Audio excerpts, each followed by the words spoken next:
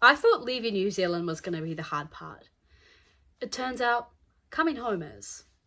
Hello, welcome to my channel, and welcome to episode 2 of Weekly Yap Sessions with Sarah Sits.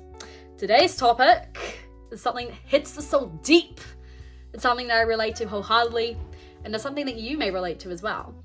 And that is what no one warns you about coming home, especially after something like moving abroad, semester abroad, traveling, solo traveling, anything that changes your life in a drastic way. No one talks about how hard it is returning. You hear a lot about people talking about it's so hard leaving, it's so hard getting out of your comfort zone, you must do it. No one talks about why it's so hard returning home. So whether you're folding laundry or going for a walk or just chilling, drinking tea, let's get into the video. There is this fantasy about coming home. I do this a lot, you may do as well, and that is romanticizing the return.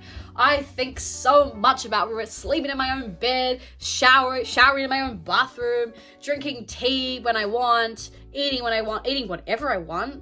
You know, routines, the gym, the pool, seeing my friends, the quiet life back in New Zealand. I live at the bottom of the globe.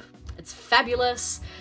And I feel like there is this beautiful, romanticized, I just love it. I love thinking about it.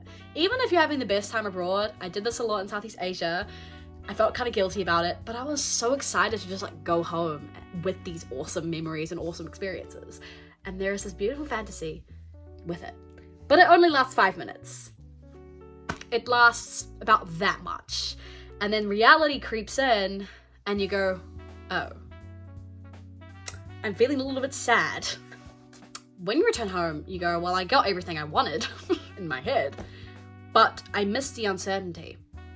For me, I missed the freedom of it all, of the traveling, of not having a job, not having responsibilities. I missed the person I was, especially when I came home from London. I felt so like my mum and dad are here. You know, I don't have to be an adult anymore. I can just be a child. But like the reality is that I wasn't a child. And it was kind of trying to force myself back into that position I was when I left. I left it just when I turned 18. And I hadn't really had any worldly experience yet. I just finished school a couple of months prior. You know, I was literally a child when I left. And I came back as a grown-up. I came back as an adult because I had to literally stand on my own 2 feet in London for a year and a half. And I felt bored, I felt restless, disconnected. You know, my friends were at university, and what was I doing? I was sleeping on the couch because I was so tired from traveling. It's sort of this really weird feeling. It's like a lag. It's like this lag. Like you're going like this and you're like, That was a really bad image. I'm so sorry. I don't even know what I'm trying to describe here, but it's sort of like metaphorically, I suppose, you join a puzzle and you know, when you think you've got this piece and you think this piece might fit and you try put it in and it fits well, but you go, something's definitely not right here. It's definitely not the piece. So you're like frantically searching all the pieces and you're like, where is this goddamn piece? It's kind of like trying to force something. It's not meant to go. Or it's like Cinderella. You know, when the ugly stepsisters are trying to force themselves into the shoe. It's kind of like that. It's really like an uncomfortable sensation. I suppose you come home expecting things to just remain the same. Definitely there are aspects that remain the same. My childhood bedroom looked the same. Literally looked the same as when I left it. My house, etc. The neighborhood. Everything was sort of waiting for me, but also it wasn't at the same time. And it's like my friends had changed. I didn't have a routine yet. And the people around me changed. It just felt really disconcerting. And it's something that every traveler experiences. Even though when I came back from Southeast Asia, I came back into my old life, it still felt like a bit of an uncomfortable feeling, even though I was really excited to get back into university and to get back into it. But like, it just felt kind of unusual in a way, because realistically, like, people do change. Time goes on. Time moves forward. And not to be cliche, but traveling does change you. I think it'd be kind of silly to say that it doesn't, but it really, really does change you. Even if it's a little, I don't know, a month trip. there's still challenges that you have to overcome. There's still things you have to face. And whether you're on your own or you're with people, there's still things that happen that make you grow as a person. You know, there were a couple of things that happened in Southeast Asia that made me a lot more stronger, a lot more capable. I can definitely talk about these in another video, but also coming back from London, I was so different, and I was so much more of a confident version of myself than I was when I left, and that's awesome to admit. And you know, you're making decisions on your own all day, or you're, I don't know, going with the wind and just doing things based on what you want to do, and then you have to kind of come back to reality, and it's such like you're literally coming from cloud 9 and you're going crashing back down to reality, crashing literally. So I suppose that, I mean, I'm not saying that we need to be traveling forever because we want to avoid this post travel blues feeling. It's something that I've experienced a few times, and it is really hard.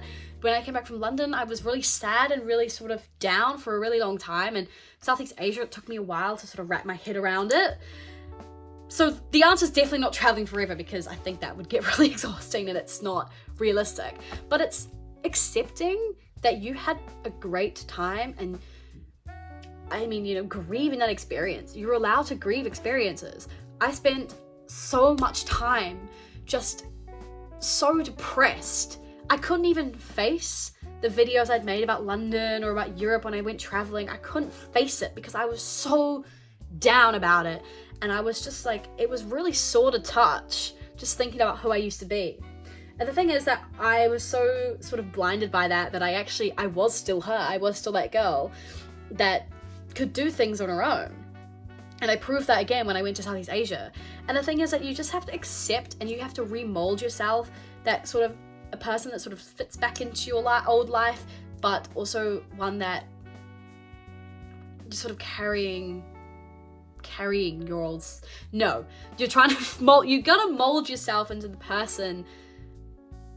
You're just remolding yourself. That's basically what I'm trying to say. And it takes time and it's uncomfortable, but I would rather choose those uncomfortable, horrific moments of post-travel blues than to never do anything at all, to never leave my comfort zone.